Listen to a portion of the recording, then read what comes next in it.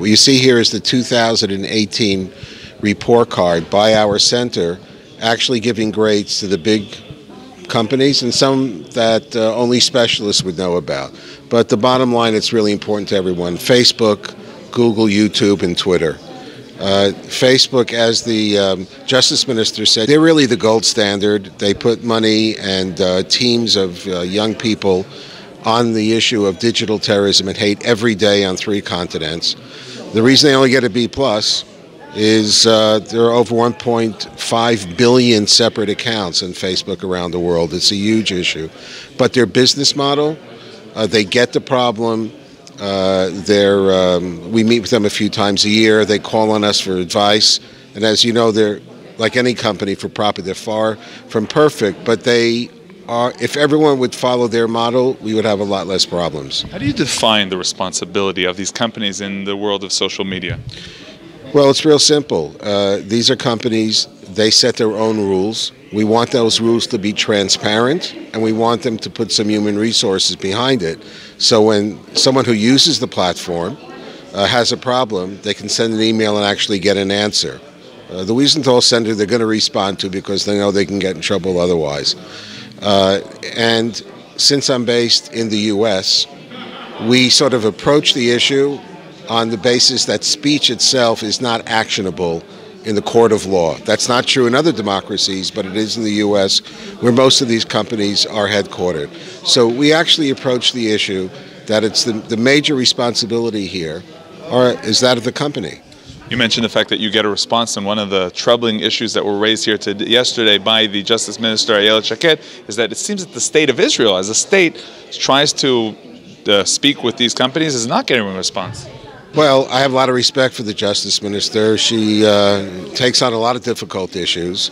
And yesterday was an important session with leaders from throughout Europe joining her. When she mentioned that they submitted thousands of problematic accounts to Twitter, and not only were none removed, but they didn't receive a response, frankly, I was shocked. I think that's obviously unacceptable.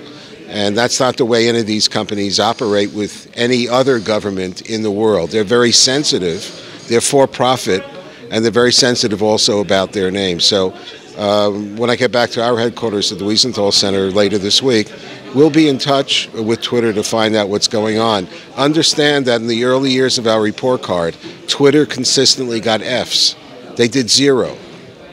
But in more recent years, after they were exposed as being used by ISIS, sending out 200,000 tweets a day, there was such a backlash against that. They've changed their policy. They've taken down a couple of 100,000 terrorist accounts. And if that's the case, they should be a lot more responsive to Israel's concerns. That doesn't mean they're going to have the same definitions about what should come down, but the notion that there's no communication at all, there's no responsiveness, that's unacceptable. Could it be that, again, we're seeing here the difference that sometimes people try to make between anti-Semitism and anti-Israelism? Maybe it's the fact that it's from the state of Israel that you're allowed to talk against that's causing this problem, this difference?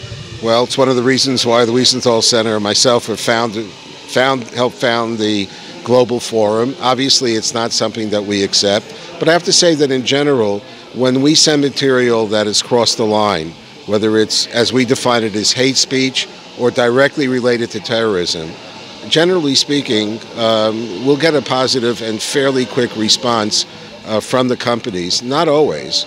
And, by definition, where the red line is on criticism of Israel is a moving target even at this conference, let alone with companies. But your Justice Minister is a serious player.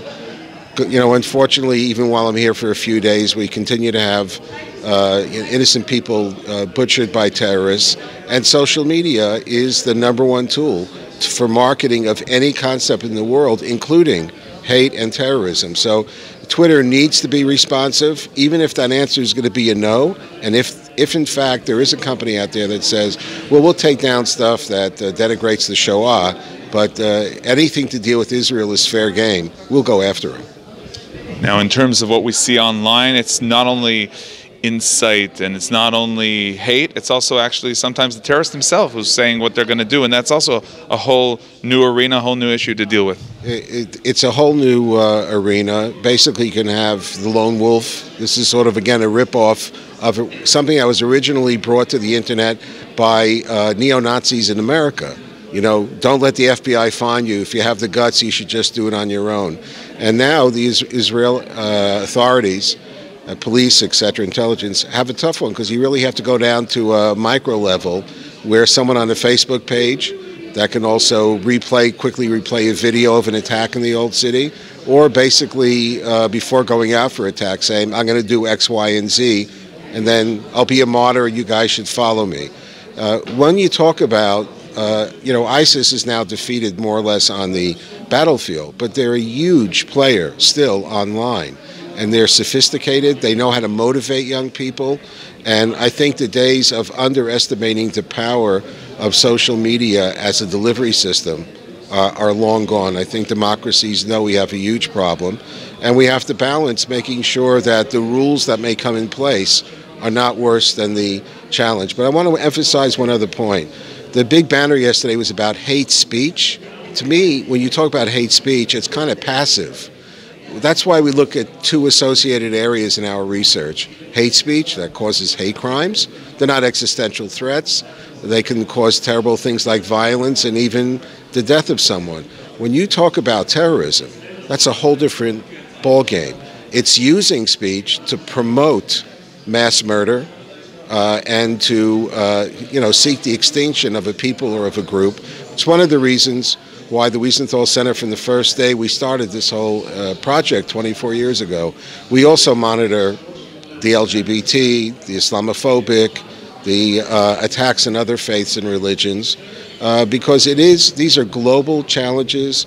I've given presentations to think tanks in Tokyo, Singapore. I meet with the intelligence folks in Germany, Canada, police departments in the States. Every democracy has the same challenge. How do you balance the rights of individuals to do their thing with keeping people safe? And in Israel, this is not a theoretical, it's a 24/7 challenge that now everyone has to incorporate this fantastic thing we call social media. It's part of the arsenal of the evildoers, not just of good folks.